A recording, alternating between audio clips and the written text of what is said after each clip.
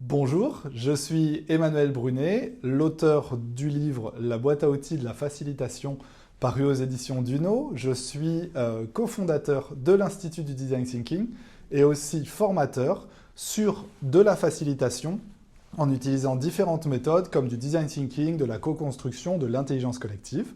Je suis moi-même facilitateur d'ateliers et j'aide les participants à s'impliquer et à trouver des solutions viables et durables sur toutes sortes de sujets, que ce soit pour des groupes restreints ou de très grands groupes.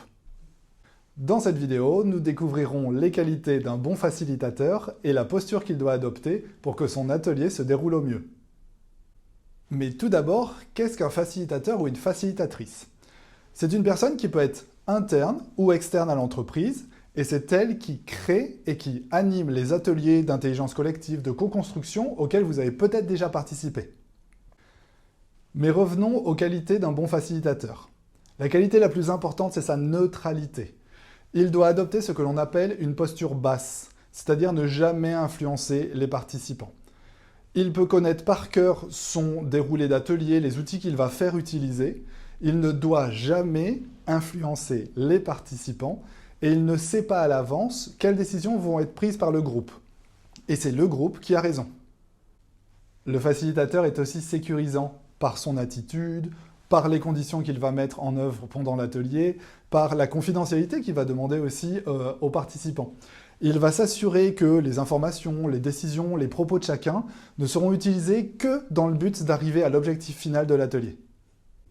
Un facilitateur possède aussi une très bonne écoute, aussi bien avant l'atelier, notamment pour comprendre parfaitement les objectifs du client, pendant l'atelier, en décryptant les signaux faibles, que ce soit positifs ou négatifs, émanant des participants, et puis aussi après l'atelier, lorsque vient l'heure du bilan.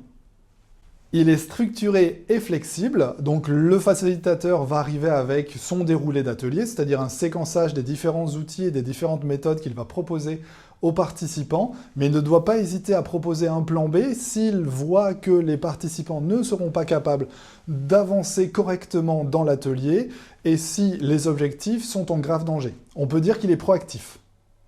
Le facilitateur aime les défis, le challenge. Le sujet de l'atelier l'intéresse évidemment et il invite les participants à proposer des idées et à co-construire un plan d'action ambitieux. Un facilitateur est aussi rigoureux, et notamment par rapport à la durée de l'atelier. Un atelier se termine toujours à l'heure prévue par respect pour les participants. Il faut donc qu'il ait constamment l'œil rivé sur l'horloge pour que les différentes activités prévues s'enchaînent au bon moment. Un facilitateur est aussi humble. Disons-le tout de suite, ce n'est pas lui la star de l'atelier. Il est juste l'intermédiaire entre la méthode et les participants. La vraie star, c'est la solution qui sera trouvée à la fin. Enfin, le facilitateur est sociable et sans biais cognitif. Il faut le rappeler, un facilitateur agit avec empathie et sans aucun jugement. Il ne laisse aucune place à aucun préjugé, que ce soit social, racial, religieux, sexuel, parce que chaque participant est unique et c'est ce qui fait la richesse de chaque atelier de co-construction. Si ce sujet vous intéresse, je vous invite à découvrir 65 outils faciles à mettre en œuvre dans mon livre La boîte à outils de la facilitation, paru chez Duno. À bientôt.